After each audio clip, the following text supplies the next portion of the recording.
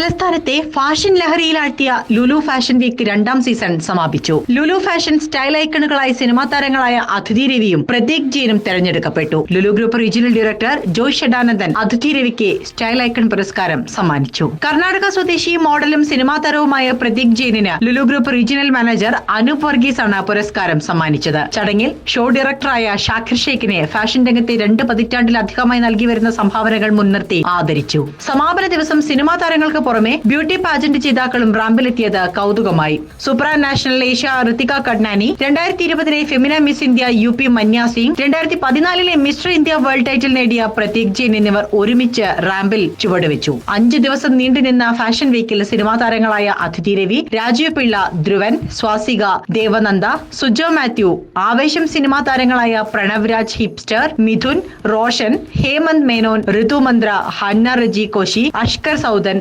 സുദേവ് നായർ, ഭാര്യയും മോഡലുമായ Amardeep Kaur, Sreejith Vijay, Sadhika Venugopal, John Kaippallil, Jeeva Joseph, Neha Saxena, Dhananjay Premjith, Kailash, Prithvi Vishal, Punya Elizabeth, Parvathy R Krishna, Niranj Raju, Ramya Panicker, Rahul Madhav, serial താരങ്ങളായ നിഖിൽ നായർ, ഗായത്രി മയൂര, നലീഫ് ജിയ, അനൂപ് കൃഷ്ണൻ തുടങ്ങിയവർ ഫാഷൻ വീക്ക് റാമ്പിൽ ഷോ സ്റ്റോപ്പേഴ്സായി എത്തി. 60 വയസ്സിന് മുകളിലുള്ളവർക്കായി സംഘടിപ്പിച്ച യങ് സൂപ്പർ 60 ഷോയിൽ സിനിമാ താരവും പ്രമുഖ മോഡലുമായ ദിനേശ് മോഹനും റാമ്പിൽ തിളങ്ങി.